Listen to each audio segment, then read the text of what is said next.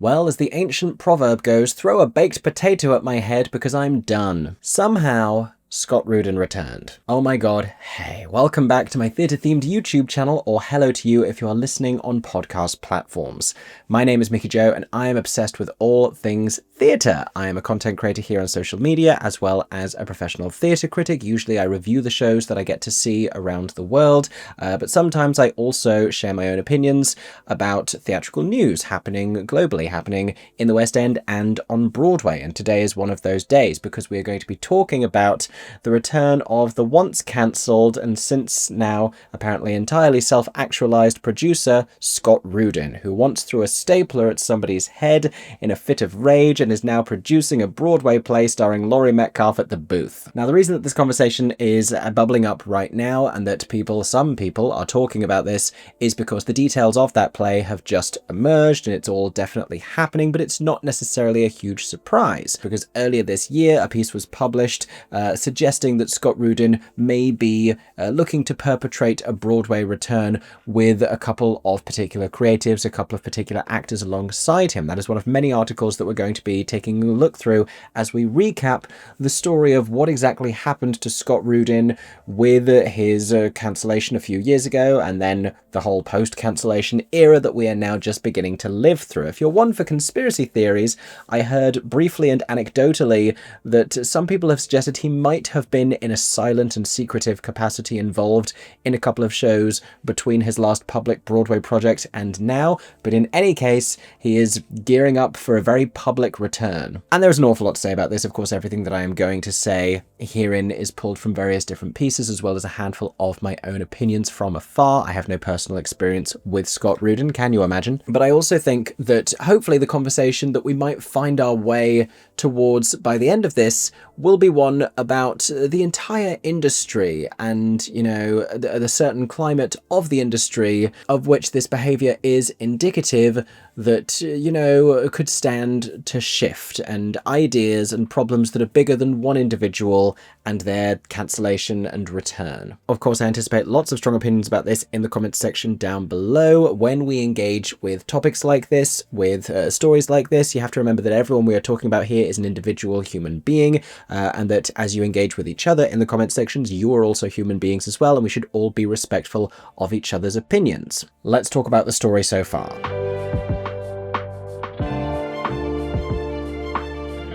So Scott Rudin is a stage and screen producer. He has won 17 Tony Awards on Broadway. He is a 66-year-old man, and he is one of 21 people who has an EGOT, an Emmy, a Grammy, an Oscar, and a Tony. He stepped back from public work in 2021 following the publication of multiple allegations in The Hollywood Reporter, which we're going to talk about. A little more of his background first. We're going to focus on the Broadway shows. He was a producer on the Lehman Trilogy, The Book of Mormon, To Kill a Mockingbird, the short-lived production of Who's Afraid of Virginia Woolf that was set to open in March 2020, of course, was preempted and ultimately cancelled by COVID. Not the worst thing to happen to Scott Rudin's career in the months that would follow, but pivotally that was set to star Laurie Metcalf.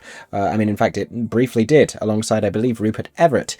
He was also a producer on the similarly abrupt West Side Story revival, directed by Eva Van Hove, as well as The Inheritance. Many prolific plays: The Ferryman, The Boys in the Band, The Iceman Cometh, the revival of Carousel in 2018, Hello Dolly was one of his biggest successes, as well as a couple of high-profile play revivals. The Audience, Skylight, lots of transfers from the West End in here, interestingly enough. The Curious Incident of the Dog in the Nighttime being another. Also Jerusalem and One Man, Two Governors, who was a producer on the last major revival of Gypsy on Broadway, the one in 2008 starring Patti LuPone. Not going to be the last time that her name gets mentioned in this video. The 96 revival of A Funny Thing Happened on the Way to the Forum, starring Nathan Lane. That's going to become relevant as well. Hold that in your minds. The original Broadway production of Passion. That is his first credit on Broadway as a producer. He is credited for casting on Working and Stages in the late 1970s, as well as being a production assistant in 1974 on Equus. All of which is illustrative of a very successful theatrical career. And like I said, that's alongside all of his major screen work. And that serves to advance an individual to a very high, successful position within the industry, and it affords them a tremendous amount of power within the industry. What they then choose to do with that power is up to them, which brings us, I think, fairly neatly to the article that changed the entire trajectory of this man's career and life. Now, what's interesting is that this was sort of only explosive because it was finally written down and the actual details were put into harsh black and white text. But the nature of Scott Rudin's personality and his presence within the industry had apparently been an open secret that was well known about for years, and how could it not be, with the number of different people who have come forward, who have worked for him? There was no keeping this kind of behaviour under wraps, and there are other individuals in other industries that are sort of known for being similarly difficult to work with, perhaps even tyrannical, perhaps even aggressive. April 7th, 2021, Tatiana Siegel began with the headline, "Everyone just knows he's an absolute monster," that's in quotation marks. Scott Rudin's ex-staffers speak out on abusive behaviour.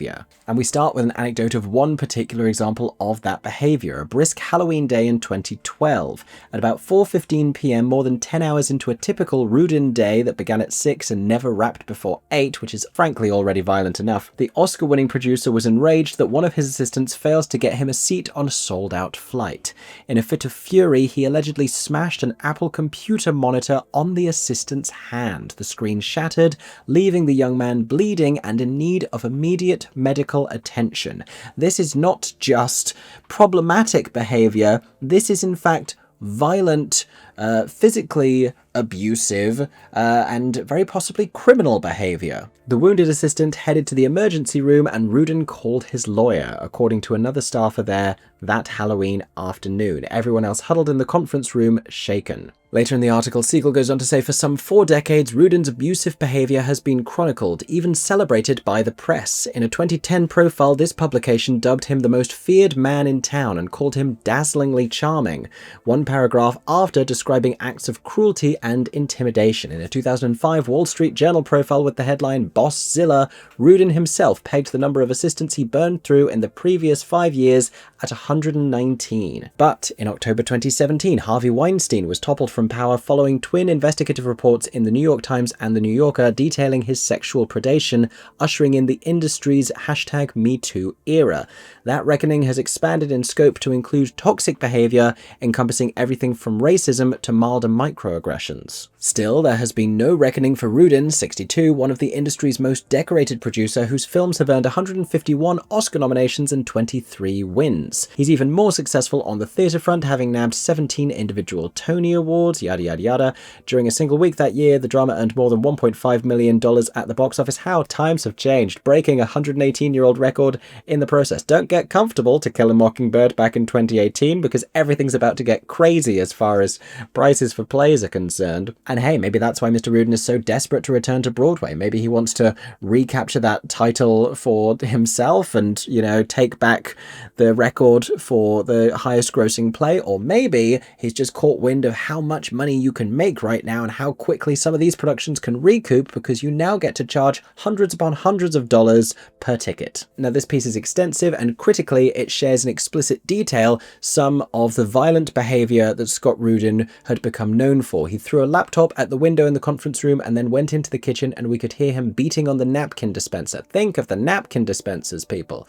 Then another time he threw a glass bowl at a colleague. It's hard to say if he threw it in the general direction or specifically at the colleague, but the glass bowl hit the wall and smashed everywhere. The HR person left in an ambulance due to a panic attack.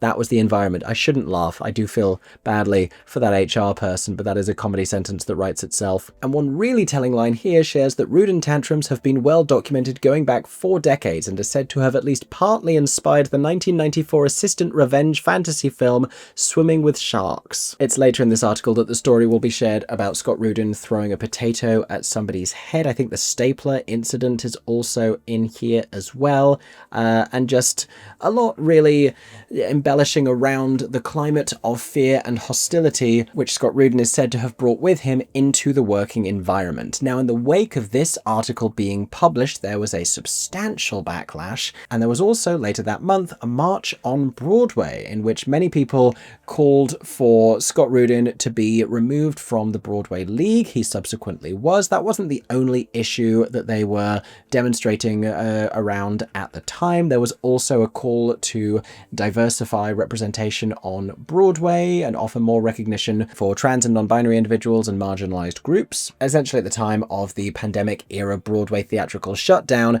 there was an eagerness to build Broadway back better, and that if Broadway was going to reopen, it should take this opportunity to reevaluate, what Broadway ought to represent and what it ought to be, and whether the ethos of the whole thing could be improved. Which made it a fantastic time to look back on decades of well-documented and talked about violent abuse and terrible behaviour from one of Broadway's biggest producers and agree that that was no longer acceptable. So Mr. Rudin was ousted from the industry with no indication as to what he was going to go on to do next. Well, we now have a little bit of an answer to that question because he has now given interviews about his return and shared some insights into what happened during that time. But before that, here is the piece that first shared the news that Scott Rudin was on the way back. Which is interesting, actually, because it sort of feels like the journalism equivalent of the stressed phone conversations in which colleagues used to warn each other that Mr. Rudin was on his way, allegedly.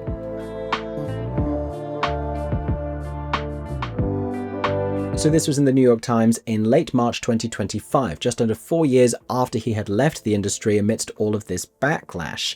And the title is thus: Scott Rudin, producer exiled for bad behaviour, plans return to Broadway. Rudin stepped away from show business 4 years ago amid reports that he had bullied assistants. He says he has a lot more self-control now. The piece from Michael Paulson shares that Mr. Rudin has experienced what he calls a decent amount of therapy, apologised to many people, and had a period of reading and reflection holed up on Long Island, which admittedly is a considerably nicer environment in which to spend your time than, prison. And after this, Rudin said that he had decided that he wanted to make theatre again. He is at peace, he said, with the reality that not everyone is likely to welcome him back. He called his previous behaviour, particularly towards subordinates, boneheaded and narcissistic. He acknowledged that he had long yelled at his assistants, yes, of course, and that he had on occasion thrown things at people. He says very, very rarely. And not to question the contrition on display here, but I'm not sure that the adjectives boneheaded and narcissistic are really strong enough to describe the behaviour that was noted in those allegations. But Rudin said he was confident that from now on he would be able to maintain his exacting standards without terrorising others. I have a lot more self-control than I had 4 years ago, he said. I learned I don't matter that much, and I think that's very healthy. And just like anyone who has realised that they don't matter that much, he wants to return to being a Broadway producer. Dear, if you really don't think that you matter that much, go work as a stagehand, go work as an assistant stage manager, go work among the security team outside of the St. James Theatre for Sunset Boulevard. Rudin, 66, agreed to discuss his ambitious plans in response to requests to talk about indications that he was planning to return to producing. The result was his first detailed interview about his downfall, his time away from Broadway, and his hopes to mount a comeback. His return is likely to be controversial, you think? Given that reports of the ways in which he berated and mistreated assistants helped lead to a reconsideration of workplace culture in theatre. And he says, it wasn't that I felt passionately like anyone had missed me or that I had missed it, but I felt like I wasn't done, and that if I still had more work I was able to make, that I should make it, that I had an obligation to something that I really care about, which is the theatre. Only white men in powerful positions, only wealthy white men and wealthy white men in Western countries will feel so centered in their own existence to be like, I'm not done. The theatre needs me. I owe it to the art form to continue making work. How you could look at Broadway over the last few years and be like, something's missing here, and it is me, it is I, Scott Rudin, is beyond me. Look at the quality of this year's Tony Award nominated plays and musicals, especially the new ones, and still say to yourself, like, this needs me. This is a crisis. All of this success, all of this artistic brilliance, all of these people not throwing pieces of office stationery at each other's faces, this can't go on. I must make the long, long journey back to Midtown Manhattan from Long Island. The Broadway League at the time declined to comment on his planned return, as did several people who reported having bad experiences with Rudin. Al Vincent Jr., the executive director of Actors Equity Association, the union representing actors and stage managers, noted that union contracts hold employers responsible for ensuring a workplace free of bullying, discrimination, and harassment. And if I may say, they've been doing a great job of that for some time now. But it's worth pointing out that the union has taken steps to limit the use of non-disclosure agreements so they can't shield abusive employers, which, you know, is only so useful when all of this behaviour was talked about, was turned into a feature film, and it still didn't do anything to address the problematic behaviour or shift the power balance. Now, I will move on to where we are now, but he does speak a little about what happened in 2021. He says, "It was in some basic way inevitable. Very little was said that hadn't been said many times, so I always frankly felt that once the culture started to change,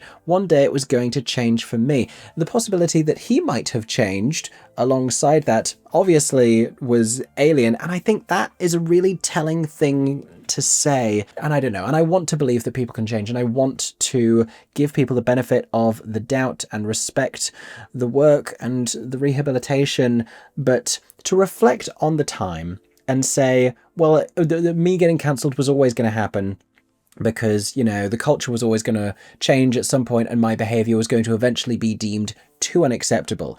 To reflect on that and not in that sentence and in all of these sentences and at every turn throughout this interview, you know, lead with contrition and regret and remorse and express how, like, he missed the opportunity to change. If he was aware, if he was perceiving an inevitable shift in the culture, but not saying, and obviously I should have seen that that was the opportunity to fix my behavior. The fact that he was like, well, I'm going to keep being a tyrant and at some point I'm going to get pushed out of the industry because it's not going to be okay, rather than saying, like, at some point I'm going to have to change my behavior. The fact that that was always going to be the issue, I just think, I'm not sure I'm explaining it well, but that seems abominable to me. He declined to enumerate his misdeeds, saying, "I'm not attempting to create a menu of miscreant behavior." He added, "A lot of what was said was true, some of what was said wasn't true, but I didn't feel there was any point in responding to all of it because what's the point of passing bad behavior? It was bad behavior, I own it." And yet you don't, because if you owned it, then you could own it specifically, and you could own it without having to curtail it, without this little PR maneuver in which you say some was true, some wasn't true, and so you don't own any single element of it because you're letting it all fall under the veil of, well, maybe that's one of the things that wasn't true. So I'm not acknowledging or accepting any of the things that were said about me. I'm saying that, you know, some were true without having to face up to the harsh reality of the things that were explicitly said, of the terrible things that were explicitly said. And finally, reflecting on that behaviour, he says, "I don't think I was ever really in the dark about why I was rough on people. I knew why I was rough on people," and that's one way of putting it. "For a long time, it seemed like a price I could live with. I wasn't really thinking about what price other people could live with, because producing at that level of volume that I was requires a level of narcissism.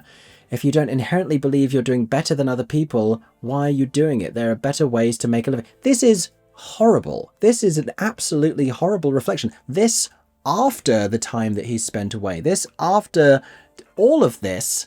I was sitting down here to make this today, and I was going to try and find some sense of balance, but it's making it really difficult because there is no sense of, he's acknowledging the principle of empathy here. That's what's happening. And he's saying, you know, I wasn't thinking about the price that other people were paying for my behavior, for bullying them, for firing them, for screaming at them, for silencing them, for throwing things at them, for drawing blood from the hands of the people that worked for me in this culture of intimidation, harassment, and fear.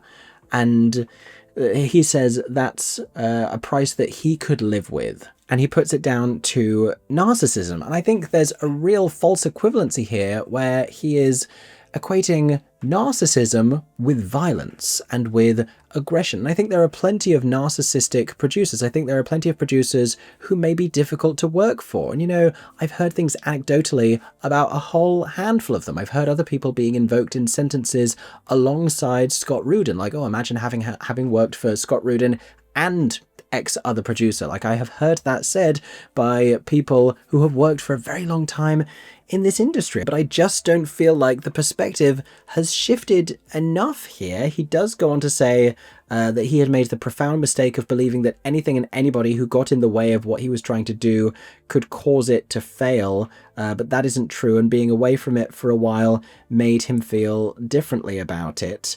And it's just not good enough, because regardless, even if it was true, here's the thing, even if it was true, even if you can attribute every single error, every single delay, every single challenge brought to you by someone who is working beneath and for you, even if that is causing tangible problems for the shows that you are working on, even if that was the case, it's still not a good enough excuse.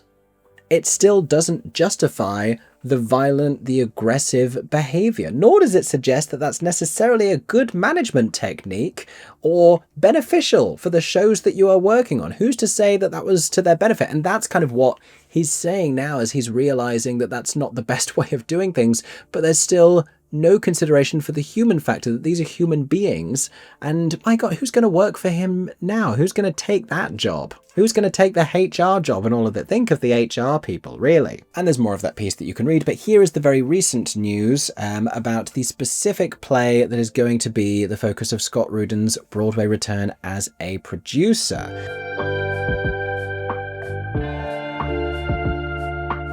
So I actually got the press release for this, indicating that, you know, this is a PR company who are happy to work with and for Scott Rudin. So this was shared on Monday, the 7th of July. Little Bear Ridge Road, a new play by Samuel D. Hunter, will premiere on Broadway this fall, starring Laurie Metcalf and Micah Stock, directed by Joe Mantello. And this being a press release put together by a top-notch PR company, Scott Rudin's name does not appear in any of the bold sections up the top. Instead, in the first paragraph, it's revealed producers Scott Rudin and Barry Diller, who you may or may not know as the recently out gay husband of Diane von Furstenberg. That's a real sentence with its own backstory, and we don't have nearly enough time to go into that one today. Announced today that Little Bear Ridge Road, the new play by Samuel D. Hunter, marking his Broadway debut, will premiere on Broadway for a limited 18-week run this fall, starring Laurie Metcalf and Micah Stock, reprising their acclaimed performances from the production's smash hit world premiere at the Steppenwolf Theatre Company, with direction by Joe Mantello, which is a whole collection of names that we may now have to feel a little disappointed in, because they are all willingly, it seems, working with Scott Rudin. We have no reason to believe that anyone is doing this under duress or, you know, against their will, and it's difficult for an emerging playwright, a playwright being offered their Broadway debut, to refuse that opportunity. But somebody like Laurie Metcalf, who has worked extensively on Broadway, you'd have to assume is only working for Scott Rudin here because she is choosing to. And like I said, she was attached to a previous Scott Rudin project. She was in that production of Who's Afraid of Virginia Woolf that I wish the world could have seen more of back in 2020. I mentioned that he was a producer on A Funny Thing Happened on the Way to the Forum in the 1990s. In the piece earlier this year, it invoked some of the names that might be working with Scott Rudin on his upcoming projects.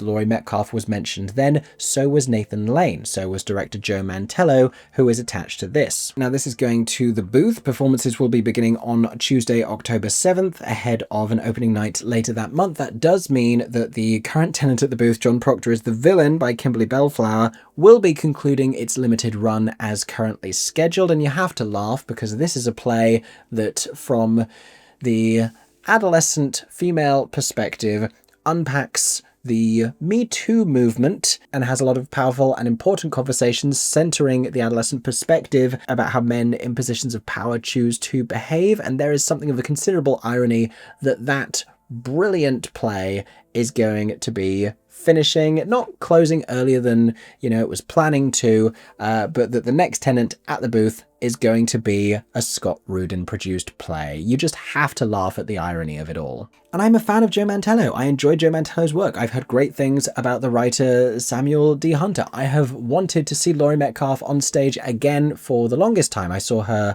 in the Eugene O'Neill play Long Day's Journey into Night in the West End several years ago, and she was phenomenal. I think she's a terrific actress, but I am disappointed. I will tell you that I am disappointed by almost everyone who is associated with this. You know, it means different things for different people at different stages of their career, and people who have worked with and for Scott Rudin before may feel a sense of obligation, and also this whole thing of like their experience of him being different, because, you know, he's not throwing staplers at his Tony Award nominated stars, at actors, at creatives. He's picking on assistants. He's picking on the bottom of the food chain, but you kind of have to advocate for those people, because when you decide to be an actor, to use your star power in a Scott Rudin production, then you are helping to create a Broadway show. You are a huge ingredient in that becoming a thing. And that means there are going to be assistants. There are going to be young, early career people on the press team. There are going to be a lot of young members of staff working in this environment who may be the next target of this abuse. And Scott Rudin has suggested that he's now like done the work and spent time reading on Long Island and therapy and whatever, but it does feel to a certain extent irresponsible to be one of the many people participating in bringing that man back into this industry with, you know, a surprisingly little remorse, I will say. And if I'm disappointed in anybody, it's the Schubert organization for permitting this at the highest level. They have said, yes, Mr. Rudin, you can have this theatre, you can do this play, you can put this on. A big reminder, I feel, that, you know, money talks, and clearly he was able to line up investors. Clearly there are people still willing to throw money at a Scott Rudin production even after all of this was said, and that, you know, reputation can endure, and these are the kind of things that men can still do years after cancellation, which is something I want to talk about in just a moment. But I wanted to let you know that as of right now, I don't feel like I can go and see this production. I don't feel as though I can go and review it or talk about it. I have in the past boycotted other productions for dreadful behaviour from the people who set to financially gain from those productions, so I do think it would be hypocritical of me to turn around and go and see whatever the Little Bear on the Prairie, whatever this play is called. Little Bear Ridge Road, that's hard to say. And some people may feel as though they can compartmentalise and they can go see it anyway. Some people may be entirely unaware of the implications of going to see the play, and it's not a J.K. Rowling situation because, you know, Scott Rudin has such considerable wealth, you would have to assume at this point that A, it doesn't really make a difference to him. It's more about the principle of the thing and what you're doing by going to see his big new return to Broadway play. And it's not the case of the money being the thing that empowers him and how he is utilizing the money being made from that piece to do bad things. Like it's a slightly different situation. And there may be other people who feel as though as long as apologies have been made and as long as he has taken time to reflect and do the work, then he no longer needs to be crucified ongoingly in the court of public opinion. And that's something I really want to talk about. So let's talk about cancel culture.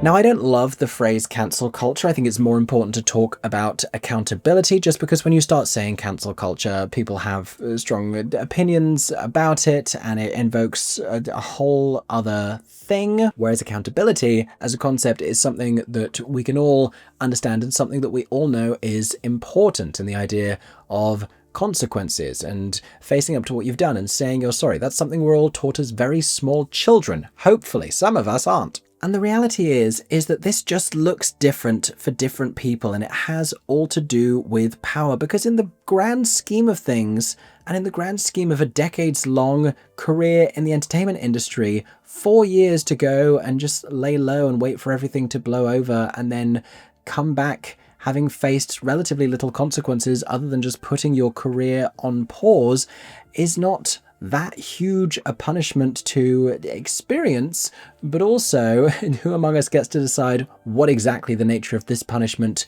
should be. And it gets really difficult in the entertainment industry, I fear, because it's such a public-facing job.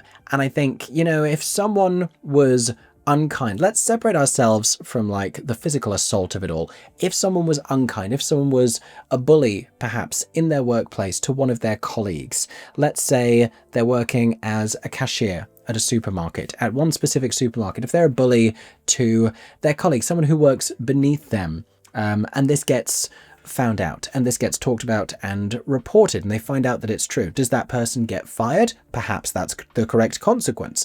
Does this person, as a result of that behavior, never get to work at another supermarket again? Perhaps because of, you know, references and because of reputations. Perhaps that's another consequence and they have to find a different kind of work.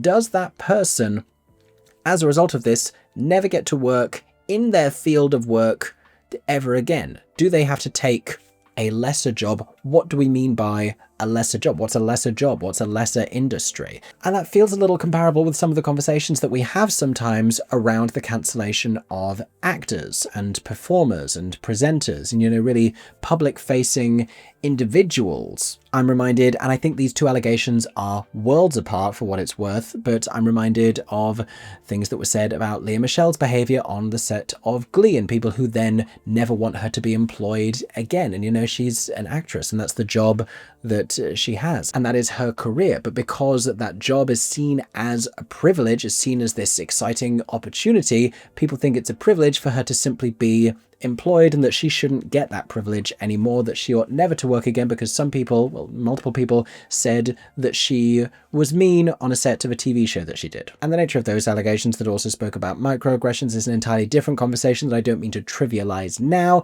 I just think it's interesting because what happens to Scott Rudin here, and, you know, is getting to be a producer at the top of this theatrical food chain such an enormous and extraordinary privilege and a position of kind of unrivaled power where you're not really answerable to anyone other than yourself, a position that he ought not have the opportunity to return to ever. When something like this happens, does it mean he doesn't get to work on Broadway anymore? He doesn't get to be a producer at all anymore? He doesn't get to work in the theatre industry anymore? What is the appropriate consequence here? And I'm not building towards any answer that I think that I have. I'm genuinely asking. I don't know. Now, I could go on and on and on about this, and there is certainly plenty more to say about it. I do want to raise that at the time of filming this, I've had a couple of content creators talking about this, and a couple of people have written think pieces about it. It's not really getting reported on with condemnation by any of the major outlets because they can't afford to sour their relationships with Scott Rudin, with major Broadway producers, with everyone else who is linked to this. Like I said, there is a press company that are working on this show. They have been given a theatre, and it's just interesting to me that people marched and people chanted less than 5 years ago to oust this man from his position. And now we're in a time where remarks from Patti LuPone in an interview prompt an open letter with hundreds of signatures, and where a throwaway Instagram comment from Nicole Scherzinger is still getting talked about months down the line. And these are each incredibly different circumstances. But you know what those two things have in common that doesn't apply in this instance is that they are actors and also that they are women. And I think the way that we treat them and their behavior and the drama that surrounds their choices and their public statements does start to feel like a little bit of a double standard. And when I think about the people, because I get a lot of comments on theatre news that I share and reviews that I share, when I think about the people who are invoked in comments, people say, well, I would never go and support this person. I would never go and see this production because of this person. It is almost always an actor, and it's almost always a woman. People are saying this about Rachel Zegler for no good reason whatsoever in Evita. People are saying this, like I said, about Lea Michele. I see a lot of these comments about Nicole Scherzinger. That was the whole Patti LuPone of it all. And this is the difficult conversation I feel like we need to have, because I just think that women are deemed by society to be unforgivable. Nothing is ever enough to correct or address or apologize for the transgressions of a woman, but a man can draw blood from his assistants, can do all of this for decades, and people can know about it, and it can finally come out, and he can spend a few short years away and then return with relatively little controversy. I mean, it's such a horrific double standard, is it not? And like I said, different situations, but Rudin's stuff is worse. It's way worse. And that's also sort of why I'm reluctant to lay much blame at the feet of Laurie Metcalf here, because I just think that for so many people, if they can find a way to make this a woman's fault, they will.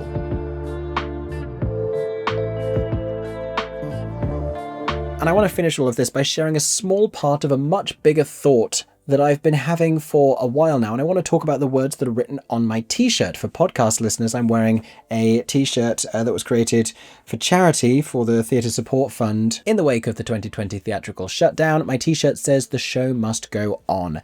And I think this statement is framed and has been framed as this historic, positive, joyous, celebratory showbiz attitude thing. And in fact, it has come to represent something deeply toxic. And more to the point, so much bad behaviour gets hidden behind the veil of the show must go on. The show must go on has become the red velvet curtain behind which we put all of the dreadful stuff that allows the show to go on. And this is even alluded to a little bit in some of those interview comments from Scott Rudin when he talks about his kind of motivator for all this bad behavior being the intensity of his working environment and all of these different huge plays happening simultaneously and having to center himself in this narcissistic sphere of uber personality and entitlement. And it goes back to the show must go on, and the show must go on is contorted to mean whatever I have to do to make the show happen, whoever I have to berate or punish or fire or demean or bully, if that's what it takes to make this show happen, if that's what it takes to get this tiny little cog in the machine that is this Broadway production to keep spinning, then that's what I'm going to do. And the show must go on can't continue to mean that. It can't. This is, like I said, a much bigger thesis of an idea that I've been thinking about for a while now, and the way that, you know, this and the glorification of the theatre and entertainment industry and how dazzling and wonderful and what a special opportunity it is distracts from the realities that for so many people it is a job, it is a career, and it requires the same realities and protections, and that it is challenging and it comes with problems that need to be addressed and need to be considered. And the show must go on can't mean what it's meant. The show must go on has to start to mean something different. I think now, in the times that we're living in, with the awareness that we now have, not to use the word woke and scare people on the internet who can't handle that, but I think what the show must go on has to come to mean now is that the industry must move forward. The show of it all must go on, and it must go on in a better way. That's what people were marching about in 2021. It is now 2025. The US is living through another Donald Trump presidency. A lot of things are shifting culturally in response to that, but there are certain standards and qualities that need to be upheld and uplifted and maintained when it comes to humanity and decency and safety and protection within the theatre industry, an industry that can quickly slip back into the toxic mistakes of its past. And with Scott Rudin perpetrating what is going to be a Broadway return that is not going to be limited to one play. It's going to be a whole slew of plays. It's going to be him building back towards the important work that he believes in his 60s he still must do. I think this new definition of how the show must go on is a really important thing for us to try and remember. And I hope that that makes sense. It's also everything that I have to say about this for now. I dare say this is going to continue to generate news, and it's something we may continue to talk about as the show approaches. Like I said, as of right now, I don't see a way in which I can support the production by going to review it. Even if I went and I hated it and I told you as much, I would still be covering it. I would still be part of a transactional relationship with the production that I fear would make me hypocritical because of, what I've said about other shows and boycotting those. But about that and everything else discussed in this video, I would love to hear all of your thoughts in the comments section, remembering to engage with politeness and decency and humanity. In any case, I hope that you have enjoyed, this Broadway theatre news update. Thank you so much for taking the time to listen, and I hope that everyone is staying safe, dodge those staplers, and I hope that you have a stagey day. For 10 more seconds, I'm Mickey Joe Theatre. Oh my god, hey. Thanks for watching, have a stagey day. Subscribe!